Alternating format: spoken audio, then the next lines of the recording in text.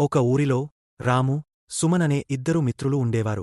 వారు చిన్నప్పటినుంచి కలసిమెలసి ఉండేవారు. వారి స్నేహం అందరికీ ఆదర్శంగా ఉండేది. ఒకరోజు ఉరుములతో కూడిన వర్షం ప్రారంభమైంది. కాని రాము, సుమన్ వెనకడుగు వేయలేదు. వారు తమ గేదెలను తీసుకురావడానికి వెళ్లారు. బురదగా ఉన్న దారిలో సుమన్ జారి పడిపోయాడు. అతను పైకి లేవటానికి ప్రయత్నిస్తున్నాడు. రాము ఇది చూసి భయపడ్డాడు. రాము తన మిత్రుడిని రక్షించడానికి ఏమాత్రం ఆలోచించలేదు. అతను ఒక పొడవైన కర్రను తీసుకుని సుమన్ వైపు చాపాడు. పట్టుకో సుమన్, నేను నిన్ను బయటకు లాగుతాను అన్నాడు. సుమన్ రాము సహాయంతో బయటకు వచ్చాడు. అతను చాలా ఆనందపడ్డాడు.